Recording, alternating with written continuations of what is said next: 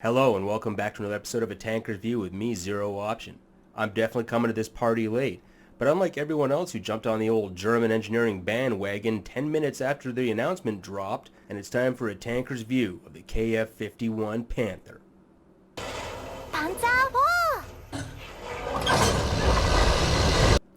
Alright, let's get the obvious wearaboo nonsense out of the way. Yes, Germany has built a Panther tank before. It was supposed to be the best tank of the war.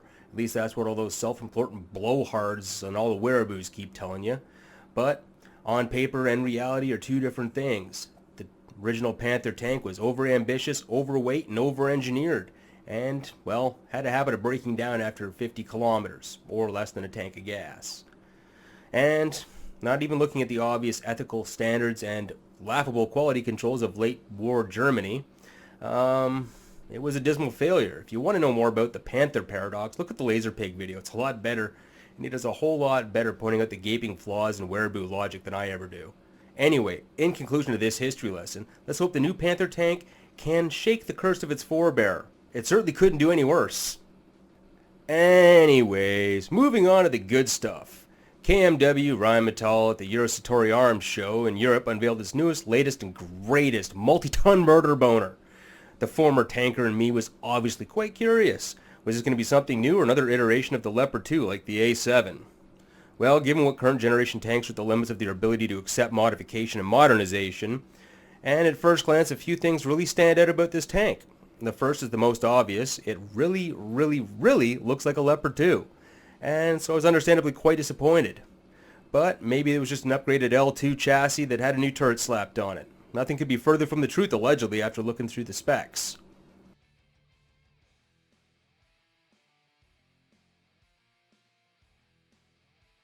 Its appearance to the Leopard 2 is strictly cosmetic, as this vehicle was built entirely from the ground up and entirely digitized, which is really neat, to be honest with you, but it gives me a little bit of pause. And I'll explain why in a bit when I break down what I like and don't like about this big, beautiful cat. But the cosmetic appearance tends to make sense. When you've been building tanks to a certain style over a long period of time, that aesthetic tends to lend itself to everything you build. Leopard 1, Leopard 2, and now the Panther.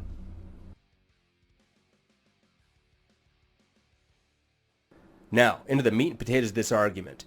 It's got a 130mm gun, which is a definite upgrade in size from the NATO 120mm standard.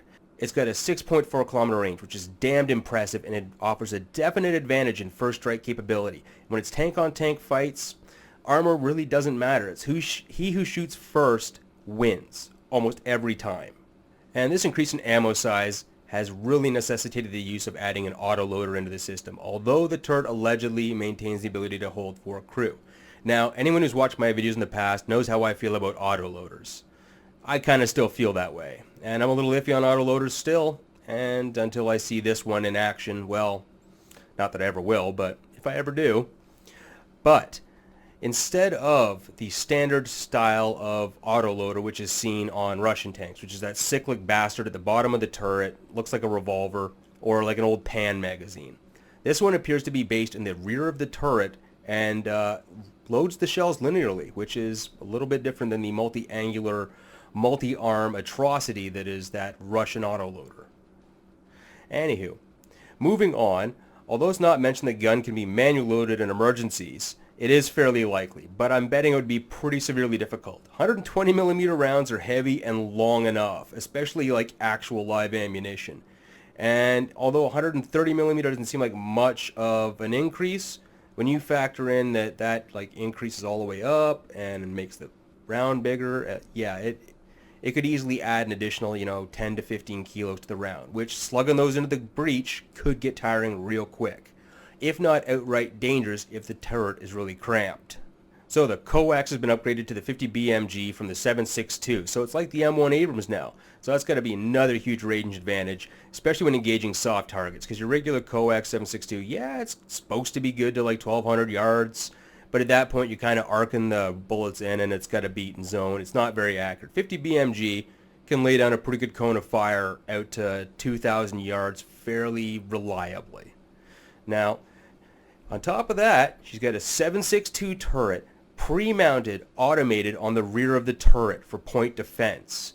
And to put a big old cherry on the firepower upgrade this big cat's got, it's got integrated drone launching capability, utilizing the Hero 120 loitering drone, which has an endurance of around an hour and a 4.5 kilogram warhead.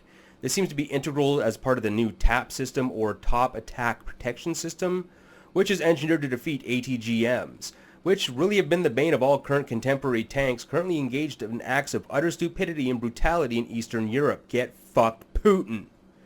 Now, what makes this fascinating is that it's the first current tank which can enter production designed with this specifically in mind. Not just as an afterthought or an add-on, like with the M1A3 SEP V or, the Leopard 2 A7M.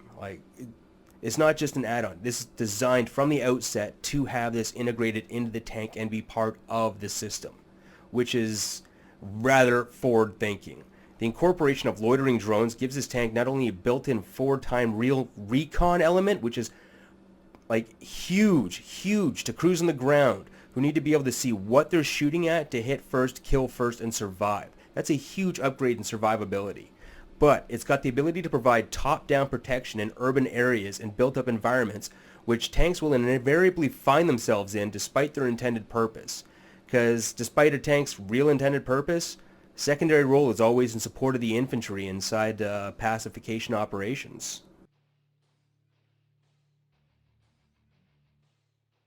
Given the sheer size and height of this tank, it's remarkably light. It's only clocking at around 50 tons fully loaded allegedly, and which is about the size of a Leopard 1 loaded out in Mexis armor. And using the same power plant as the Leopard 2, it should provide an impressive power to weight ratio and excellent speed and maneuverability, and for shoot and scoot operations. Because I can tell you, even the weight to power ratio for the Leopard 2 is still remarkable, and those things are nimble as hell. This new lighter weight is due to incorporated active defense measures and taking the role of primary protection instead of the secondary role. Active composite armors obviously make up the rest of the protection features as in the passive systems, but nothing is expounded in this respect, so I imagine that all the armor formulas are rather classified. And nothing can be done about this other than speculate that it's probably just a mix of Chobham and glass and other armor types, all mixed together in various forms and patterns. So, moving on with the armor package, I want to take a moment to talk about features in military equipment, like ease of use and repair. I talk about this a lot in a lot of my videos about soft factors, durability, ergonomics. Now, I started in the Army on Leopard 1 tanks, and let's just say nothing was given in terms of thoughts for soft features in those original medium battle tanks. There was every square inch of that thing was literally given over to storage of ammunition and fighting equipment only. Barely any room to maneuver, and everything was really just ready to hurt you. Now, the Leopard 2 makes considerable strides in this respect, but still falls quite short in a lot of areas. We don't get an interior view or even a cutaway really of the new Panther, but it's entirely digital. I have to imagine it's going to be quite similar in terms of the Abrams, in terms of having flat screens and hardened displays in terms of traditional optics. However, on the mock-up or that production model we still do see standard optics as well as cameras. Now, it's always good to have secondary fire control systems and backup optics, because let's face it, cameras get broken really easy.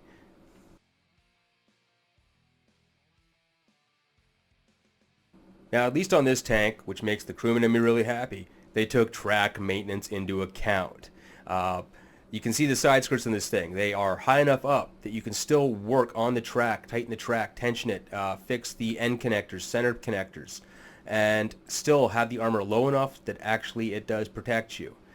And the digitization of the exterior, all the extra cameras, because if it's one thing soldiers are not, it's gentle with their equipment. There's an old adage that you can leave a soldier in an empty room with 2 ball bearings, come back in an hour, and he somehow lost one and broken the other in half. Let's just hope these cameras are sufficiently hardened and with enough redundancy to make their use economical. I'm not saying it's not a great idea, just always wary of potential new technologies and sensitive electronics on a machine that's literally designed to tank damage. So...